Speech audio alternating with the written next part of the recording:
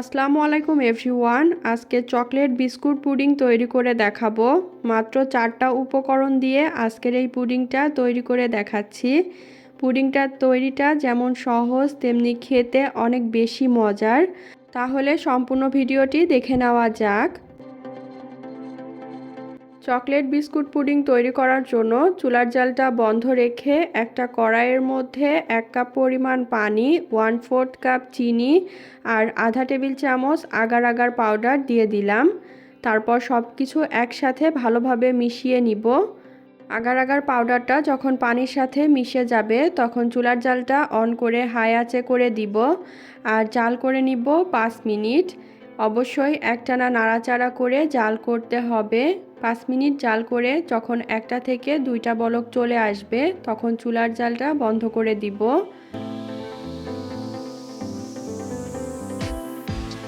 আর এই chocolate biscuit pudding তৈরি করার জন্য আমার লাগবে চকলেট বিস্কুট। এখানে আমি 1 প্যাকেট চকলেট বিস্কুট নিয়েছি।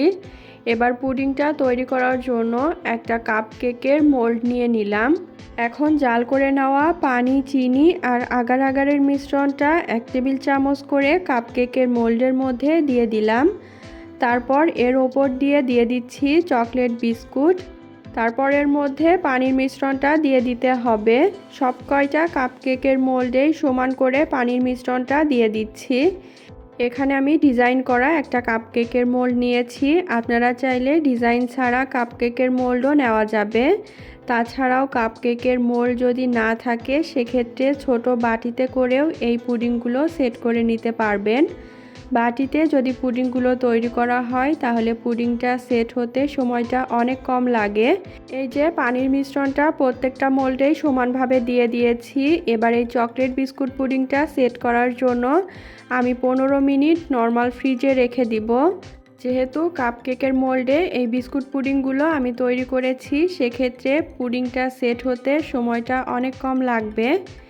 এই যে এবার মোল্ড থেকে আমি একটা একটা করে চকলেট বিস্কুট পুডিংগুলো আলাদা করে নিচ্ছি। বাসায় থাকা খুবই অল্প উপকরণ দিয়ে চেষ্টা করেছি আজকের এই পুডিংটা তৈরি করে দেখানো। হাতে মাত্র 20 মিনিট সময় থাকলেই এই চকলেট বিস্কুট পুডিংটা আপনারা তৈরি করে নিতে পারবেন। প্রতিদিন চকলেট বিস্কুট খেতে মন না চাইলে চকলেট বিস্কুট দিয়ে এই পুডিংটা তৈরি করে নেওয়া যাবে।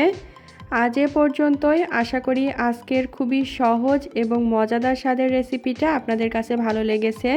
ভিডিওটা ভালো লাগলে অবশ্যই চ্যানেলটাকে সাবস্ক্রাইব এবং পেজটাকে ফলো করে দিবেন এরকম নতুন নতুন ভিডিও দেখার জন্য।